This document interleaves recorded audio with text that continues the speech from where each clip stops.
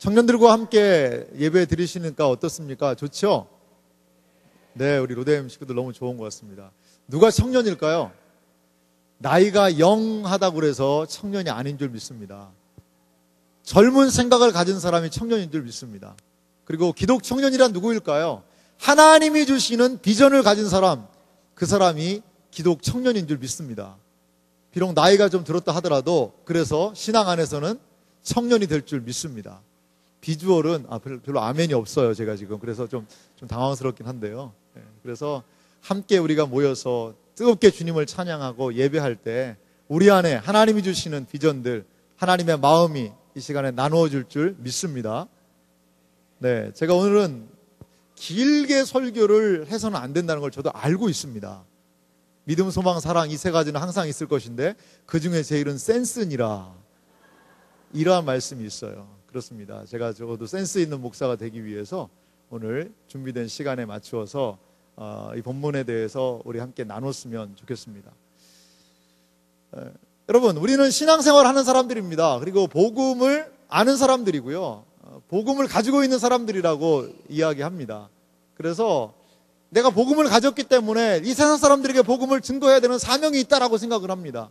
그런데 세상 사람들이요, 우리 신앙의 사람들, 우리 믿음의 사람들의 이야기를 잘 들어줍니까?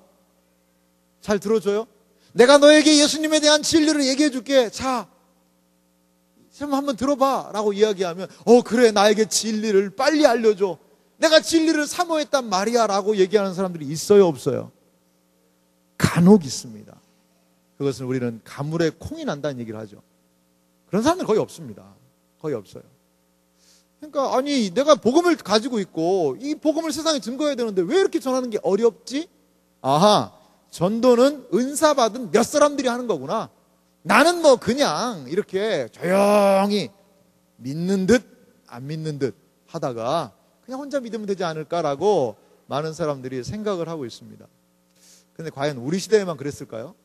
오늘 우리가 읽었던 이 본문은 예수님 시대의 복음에 대한 그 당시 사람들의 반응을 우리가 볼 수가 있습니다. 오늘 설교 제목을요, 저는요, 피리를 불어도 춤추지 않는 세대라고 정형해 봤습니다. 예수님이 31절에 이렇게 얘기하세요. 또 이르시되 이 세대의 사람을 무엇으로 비유할까? 세대의 사람들이라고 얘기하는데 그 시대의 모든 사람들을 얘기하는 것 같진 않아요. 예수님의 말씀에 대해서 반응하지 않고 복음에 대해서 반응하지 않는 사람들을 이렇게 얘기하는 것 같거든요. 32절 말씀은 다시 한번 한 목소리로 읽어봅시다. 누가복음 7장 32절입니다. 같이 읽습니다.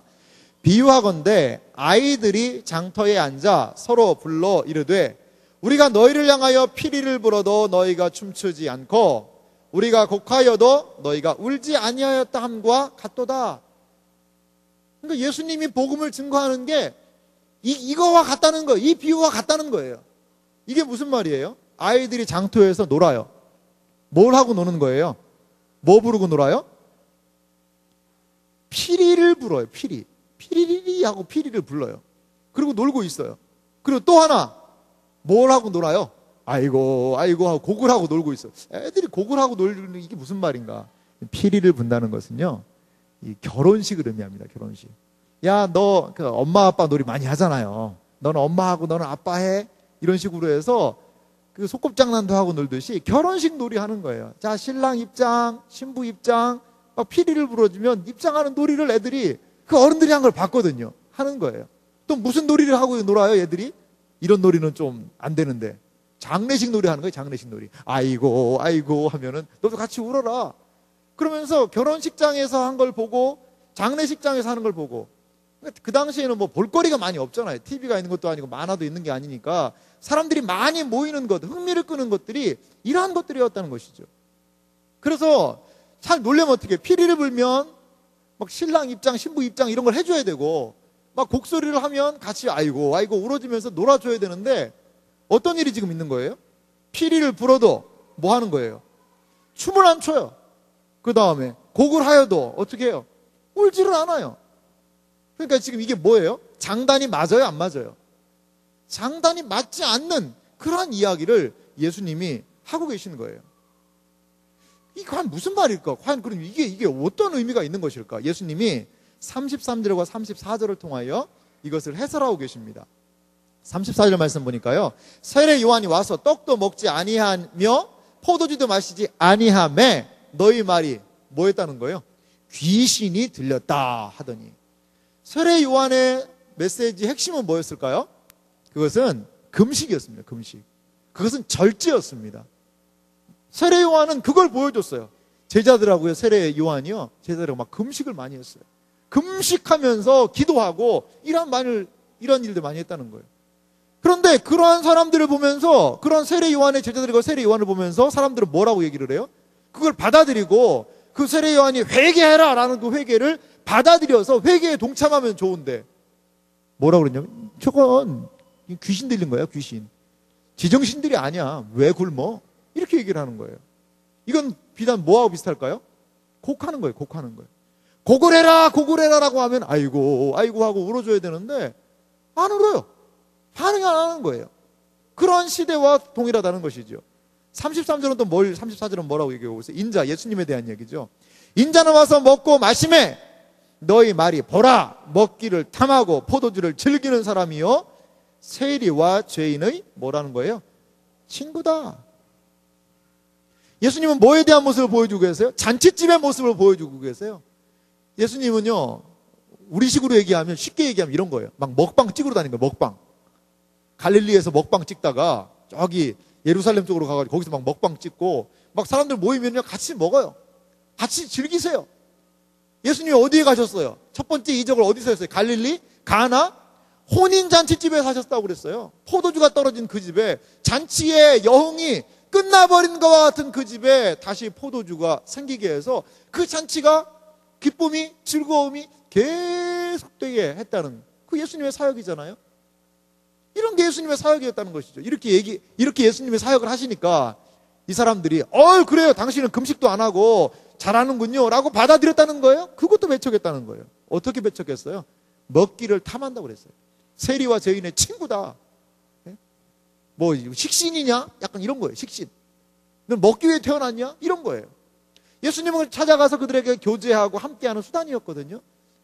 그러니까요. 이게 무슨 말이에요? 어떻게 해서든지 안 듣겠다는 거예요. 어떻게 해서든지. 보십시오. 근데 우리는 이런 생각이 들어요. 아니 목사님 너무나 다른 거 아닙니까? 결혼식과 어떻게 장례식이 같을 수 있습니까? 물론 다르죠. 다른데 이 두 가지가 매결 같이 하는 부분이 있어요. 이 존 칼빈의 글을 찾아보니까 칼빈 선생님이 이렇게 이 부분을 얘기했더라고요. 이렇게 역할을 달리 하심으로써 불신자들을 깨닫게 하려는 주님의 의도가 있었다라고 칼빈이 얘기하더라고요. 역할을 다르게 하는 거예요. 누구는? 세례 요한은 어떤 메시지를? 회개의 메시지를. 예수님은요? 예수님은 복음 안에서 기쁨과 즐거움의 메시지를 증거해 주시는 거예요. 복음에는 이 양면성이 있는 줄 믿으시기 바랍니다. 슬퍼 우는 것들 필요합니다. 회개하니까요.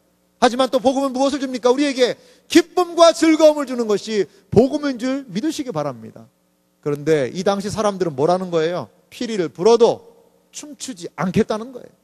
이 복음을 완강하게 거부하고 이 복음에 대하여서 반응하지 않겠다는 것입니다. 이것이 바로 세상의 반응입니다. 어때요? 우리 시대와 너무 동일하지 않습니까? 복음이 환영받는 것이 어디 있겠어요? 복음을 아무 곳에서도 환영하지 않고 있습니다. 그러면 영원히 복음은 이대로 사장되어야 하는 것입니까? 왜? 사람들이 받아들이지 않기 때문에. 그렇지 않다는 것입니다. 35절 말씀은 한 목소리로 같이 읽어봅니다. 같이 읽겠습니다. 시작. 지혜는 자기의 모든 자녀로 인하여 옳다함을 얻느니라. 여기서의 지혜는요, 바로 하나님의 방식을 의미합니다. 하나님의 방식, 하나님이 사람을 사랑하는 방식, 하나님이 인간을 구원하는 그 방식은 누구에게? 모든 자녀로 인하여 옳다.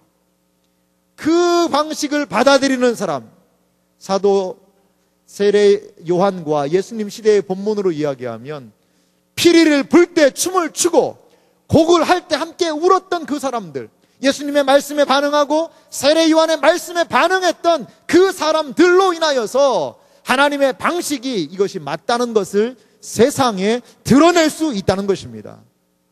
이 자리에 계신 사랑하는 믿음의 가족 여러분, 우리의 사명이 바로 이것입니다. 세상 사람들은 복음을 인정하지 않습니다. 그리고 복음과는 무관한 삶을 살아요. 복음이 피를 불어도 그들은 절대로 춤추지 않을 것입니다. 앞으로도요. 곡을 외쳐도 슬픔을 외쳐도 그들은 절대로 울지 않을 것입니다. 앞으로도요. 하지만 우리는 그렇게 해야 됩니다. 우리는 아버지 하나님의 뜻에 순종해야 하는 것입니다. 이렇게 할 때에 35절 말씀과 같이 하나님의 이 진리가, 하나님의 방식이, 이 복음이 옳다는 것을 우리의 순종함으로 드러내는 삶을 살게 될 줄 믿습니다. 이것이 바로 복음이 이 세상에 증거되는 방식이기도 합니다.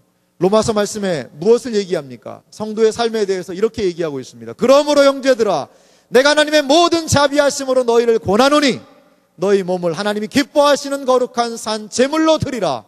이는 너희가 드릴 영적 예배니라. 신자의 삶은 하나님을 인정함으로, 영적인 예배에 동참함으로 하나님의 뜻이 옳다는 것을 드러내는 삶이라는 것을 여러분 믿으시기 바랍니다. 세상이 다 하나님 말씀을 듣기를 거부한다 하더라도, 세상이 다 이 진리를 인정하기를 거부한다 하더라도 우리는 그 진리를 기뻐하며 그 진리를 따라 나아가는 그러한 삶을 사시기를 주님의 이름으로 축원합니다. 기도하겠습니다. 우리 같이 한번 기도하도록 합시다. 하나님의 말씀에 대한, 이 진리의 말씀에 대하여서 우리가 어떠한 반응을 보여야 할까요? 우리가 진리를 순종하는 삶을 사는 것, 그것은 이 시대 가운데 복음을 드러내는 길인 줄 믿으시기 바랍니다. 예수님 산상수훈을 통해 이렇게 말씀하셨습니다. 너희의 착한 행실을 보고 살아계신 하나님께 영광을 돌리게 하라. 그래서 무엇입니까? 너희는 세상의 소금이니 너희는 세상의 빛이니 우리에게 말씀하셨습니다. 주의 말씀을 순종함으로 주님의 피리 소리가 들릴 때 춤을 추고 또 곡소리가 들릴 때 울므로 인하여 믿음으로 순종하는 삶을 살 수 있도록 도와달라고, 말씀에 순종하는 사람이 되게 해달라고 같이 한번 기도하도록 합니다.